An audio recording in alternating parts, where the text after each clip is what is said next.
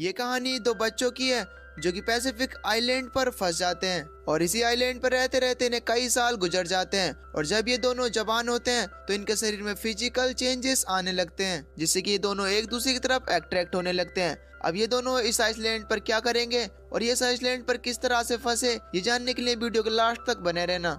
दोस्तों, मैं आपको प्रॉमिस करता हूँ कि ये मूवी आपको बिल्कुल भी डिसअपॉइंट नहीं करेगी, इसलिए मूवी के लास्ट तक बने रहना। So now let's explain this movie. The blue lagoon. Movie की शुरुआत में एक शिप पर एक फैमिली को दिखाया जाता है जहाँ पर दो बच्चे होते हैं, जिसमें लड़के का नाम रिचर्ड और लड़की का नाम एमलिन होता है। ये दोनों ही कजन है। यहाँ पर रिचर्ड के साथ उसका फादर भी होता है। इनके साथ यहाँ पर एक कुक भी होता है जिसका नाम पैडी है और वो यहाँ पर सबके लिए खाना बनाता है। अब शिप में अचानक से आग लग जाती है और सब जगह धुआं हो जाता है, जिसकी वजह से कुछ भी दिखाई नहीं दे पा रहा था। शिप में आग लगे होने की वजह से शिप पानी के अंदर डूबने लगती है, लेकिन वो कुक किसी तरह से उन दोनों बच्चों को एक बोट पर बैठाकर उन्हें वहां से ले जाने लगता है।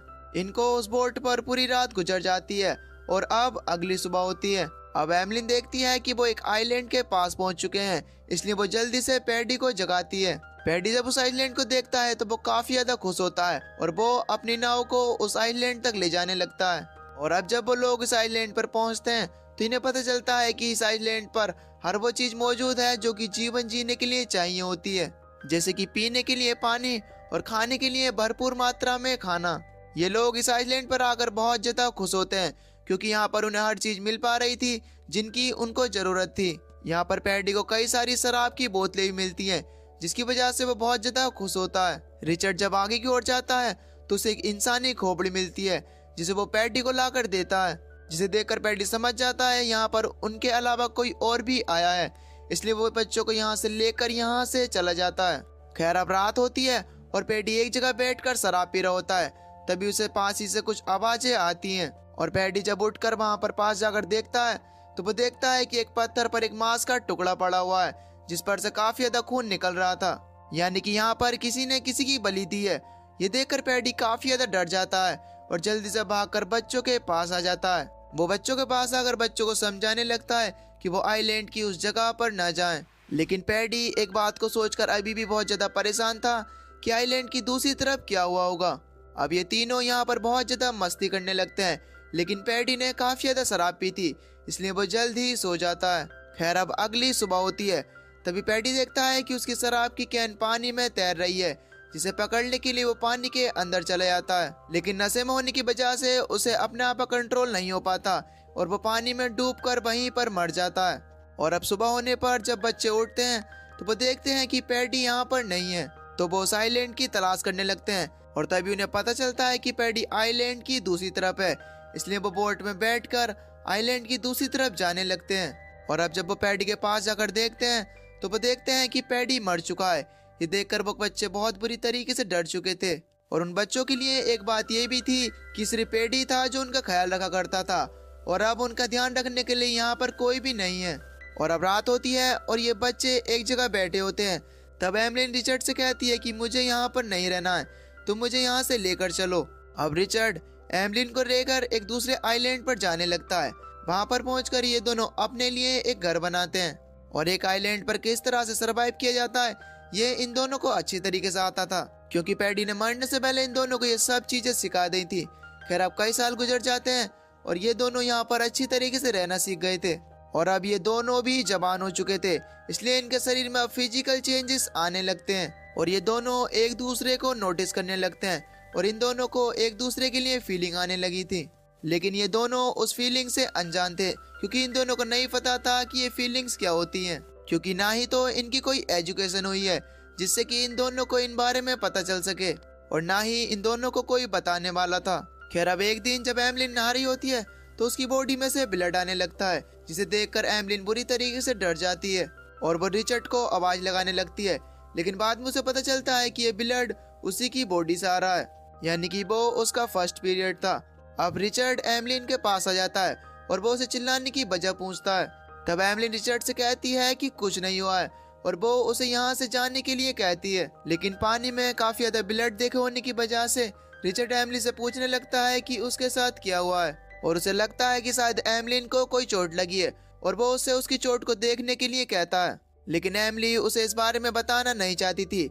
इसलिए अब रिचर्ड को गुस्सा आ जाता है और उसे लगता है कि एमिली उससे अब काफी चीजें छुपाने लगी है। और अब रिचर्ड यहाँ से चला जाता है। अब जैसे जैसे यहाँ पर टाइम बीत रहा होता है तो ये दोनों एक दूसरे की तरफ अट्रैक्टिव हो रहे थे।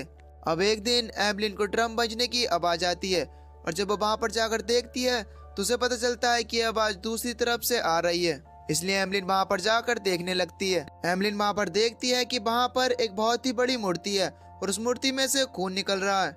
ये देखकर एमिली बहुत ही बुरी तरीके से डर जाती है, तो वो जल्दी से भागकर रिचर्ड के पास आती है और रिचर्ड के पास आकर उसे सारी बातें बता देती है। उसकी बातें सुनकर रिचर्ड को बहुत ज्यादा गुस्सा आता है, क्योंकि पैडी ने उन दोनों को वहां पर जाने से मना किया था और उन दोनों को कसम दी थी कि उन दोनों में से कोई भी आइलैंड की उस तरफ नहीं जाएगा। लेकिन एमिली ने उस तरफ जाकर पैडी की कसम को तोड़ दिया है, जिस बात से रिचर्ड को बहुत ज्यादा गुस्सा आता है। और अब जब रात को एमिली सोती है तो उसे एक सपना आता है और वो देखती है कि रिचर्ड पानी में डूब रहा है और पानी में डूबने की वजह से रिचर्ड की मौत हो गई है। ये देखकर वो काफी ज्यादा डर जाती है और वो जोर से चिल्लाती है। उसके चिल्लाने की आवाज सुनकर रिचर्ड भी यहाँ पर आ जाता है। रिचर्ड के आने पर वो रिचर्ड से कहती है कि वो उसे कभी भी खोना नहीं चाहती है और वो ये कहकर रिचर्ड को किस कर लेती है। और अब रिचर्ड के अंदर फीलिंग आ जाती है और वो उसके करीब आने की कोशिश करता है, लेकिन एमिली को ये सब अच्छा नहीं लगता है और वो वहाँ से चली जाती है। खैर अब सुबह होती है और रिचर्ड कहीं पर जाने की कोशिश करता है। एमिली उसे रोकती है, लेकिन वो गुस्से में होता है और वो एमिली की बात नहीं मानता है और वो वहाँ से चला जाता है। एमिली उसे बनाने के लिए उसके पीछे पीछे आती है। तब वो देखती है कि रिचर्ड पत्थर के पीछे खड़ा होकर कुछ कर रहा है। एमिली को ये देखकर आखिरकार समझ में नहीं आ रहा था कि रिचर्ड क्या कर रहा है। जब एमिली उसे आवाज लगाती है तो रिचर्ड उस पर गुस्सा होता है।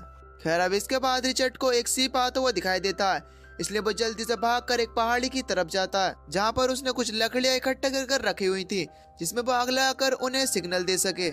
लेकिन उसे जाने में देर हो जाती है और इतने में वो सिप वहाँ से चली जाती है, जबकि एमिली भी वहीं पर थी।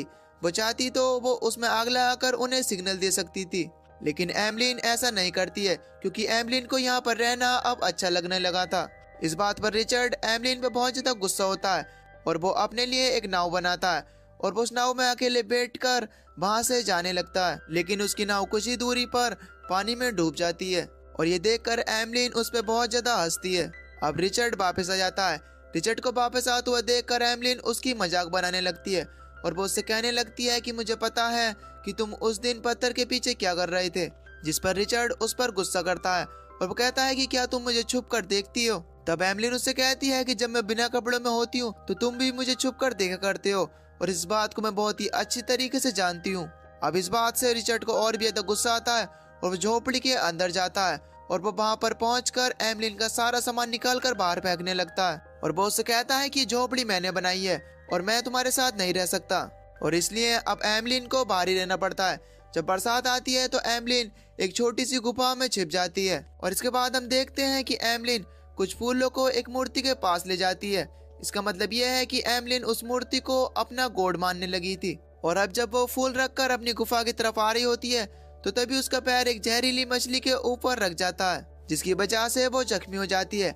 अब रिचर्ड ने कई दिनों से एमिली को नहीं देखा था, इसलिए रिचर्ड को एमिली की फिक्र होने लगती है। इसलिए रिचर्ड एमिली को देखने के लिए उसके पास जाता है और जब वो उसके पास जाकर उसे देखता है तो वो देखता है कि एमिली काफी ज्यादा बीमार थी। रिचर्ड एमिली से पूछता है कि उसे क्या हुआ है, जिस पर एमिली उसे बताती है कि उसका पैर एक जहरीली मछली के ऊपर रख गया था और जिसकी वजह से वो बीमार हो गई है। अब एमिली रिचर्ड से कहती है कि मुझे मेरे गोट के पास ले चलो।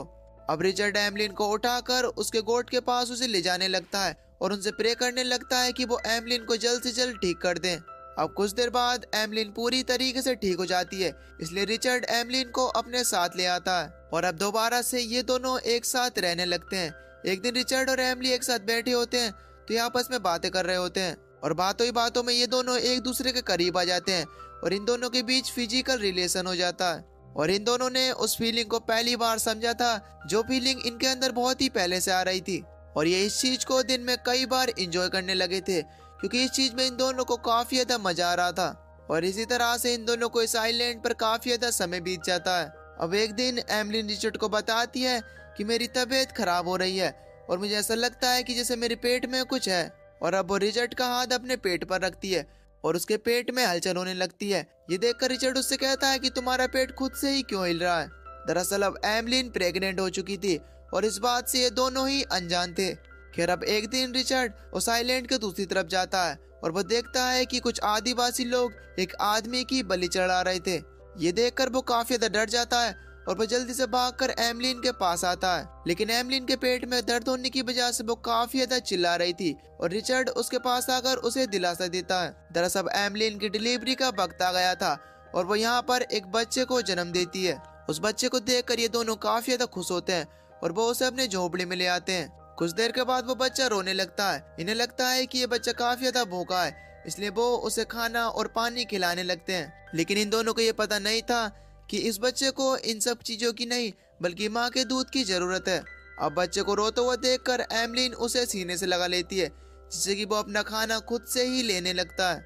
ये बच्चा एक लड़का था और ये उस लड़के का नाम पैडी रखते हैं, क्योंकि दरअसल ये पैडी को काफी ज्यादा मिस किया करते थे। अब ये दोनों अपने बच्चे के साथ इस आइलैंड पर काफी ज्यादा खुश रहा करते थे और इसी तरह से इस आइलैंड पर इनको कुछ साल गुजर जाते हैं और वो बच्चा भी अब बड़ा हो जाता है। अब रिचर्ड कुछ सामान इकट्ठा कर रहा होता है, वहीं पर इनका लड़का कुछ जहरीली बेरीज को तोड़कर अपनी नाव में रख लेता है। अब एमलिन वापस आने के लिए जब अपनी नाव को चलाने के लिए पतवार को चला रही होती है तो उसके हाथ से पतवार गिर जाती है और उसकी नाव आगे की तरफ जाने लगती है। वो जल्दी से रिचर्ड को आवाज लगाती है। रिचर्ड जल्दी से भागता हुआ उसके पास आता है, लेकिन तभी रिचर्ड के पीछे एक शार्क लग जाती है और एमलिन रिचर्ड को बचाने के लिए अपनी दूसरी वाली पतवार को भी उस शार्क के ऊपर फेंक देती है, जिससे कि शार्क यहाँ से चली जाती है और रिचर्ड भी नाव के ऊपर चढ़ जाता है। लेकिन नाव को कंट्रोल करने के लिए इनके पास अब कुछ भी नहीं बचा था। अब इसलिए इनकी नाव समुद्र की गहराइयों की तरफ जाने लगती है। अब इनकी नाव को चलते चलते काफी समय हो चुका था और अब इनको भूख भी लगने लगी थी, जिसकी वजह से इनका बच्चा उन जहरीली बेरीज को खा लेता है, जिसे एमलिन देख लेती है और उसे ऐसा लगता है कि जैसे उसका बच्चा अब कुछ ही समय में मर जाएगा। और इसलिए अब रिचर्ड ये फैसला करता है कि वो दोनों भी ये बेरीज खाकर अपनी जान दे देंगे, जिससे कि वो दोनों भी उन बेरीज को खा लेते हैं और बेहोश हो जाते हैं। दरअसल ये बेरीज इतनी ज्यादा जहरीली नहीं थी कि जिससे किसी की जान चली जाए, जिसकी वजह से ये तीनों के तीनों बेहोश हो जाते हैं। और अब इस बोट को समुद्र में बहते हुए देख रिचर्ड का फादर इन्हें देख लेता है और अब वो अपनी बोट लेकर इनके पास आ जाता है। वो अपने आदमियों को इनको चेक करने के लिए कहता है और अब जब उन्हें चेक करते हैं तो उन्हें पता चलता है कि तीनों के तीनों जिंदा हैं, बल्कि ये तो सिर्फ बेहोश ही थे। और इसी के साथ इस मूवी का यहीं पर एंड हो जाता है। क्या आपको भी ऐसा लगता है? लेकिन ऐसा बिल्कुल भी नहीं है दोस्तों। इस मूवी का अभी नेक्स्ट पार्ट भी है। अगर आपको वो देखना है तो नीचे कमेंट में नेक्स्ट पार्ट टाइप जरूर करना। बाकी मैं मिलता हूँ आपको एक न्यू वीडियो में, तब तक के लिए till then take care, love you, bye bye.